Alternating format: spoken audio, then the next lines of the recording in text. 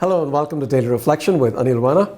Today is the 5th of January 2020. If this is the first time you're watching one of these reflections, might I suggest you subscribe to these by clicking the button below and the bell icon alongside. Today we're going to reflect on Matthew chapter 2 verses 1 to 12. Listen.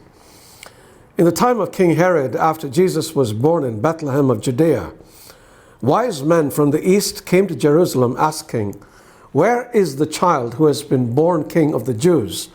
For we observed his star at its rising and have come to pay him homage."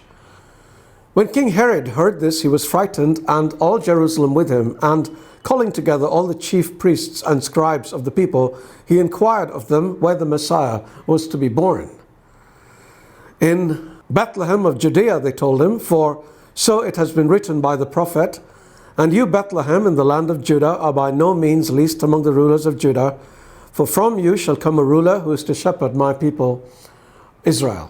Then Herod secretly called for the wise men and learned from them the exact time when the star had appeared. Then he sent them to Bethlehem, saying, "Go and search diligently for the child, and when you have found him, bring me word, so that I also may go and pay him homage."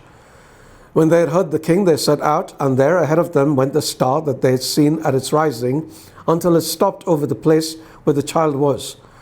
When they saw that the star had stopped, they were overwhelmed with joy. On entering the home, they saw the child with Mary, his mother, and they knelt down and paid him homage.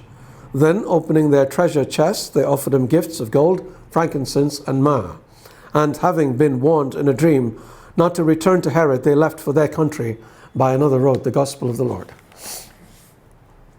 Have you heard of Chinese whispers? It is a story that is retold from person to person, with each version slightly different from the one before, so that the final telling bears only little resemblance to the original story. The story of the Magi who visited Jesus when he was born seems to be like Chinese whispers, with embellishments added to it over the years. It all makes for fascinating listening, but what is the truth?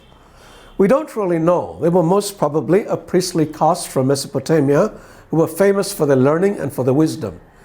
Very interested in the study of the stars, they may have come across the prophecy of Balaam, which predicted that a star would rise in Israel, and they looked out for it.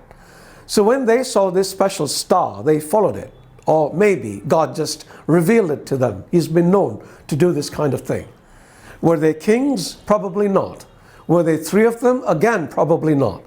The fact they bought three expensive gifts of gold, frankincense, and myrrh undoubtedly contributed to this story, but it isn't important.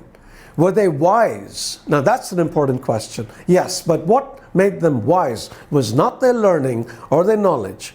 What made them wise was their acknowledgement of Jesus and who he was, seeking no honor for themselves. Remember, they came from a long distance bearing precious gifts.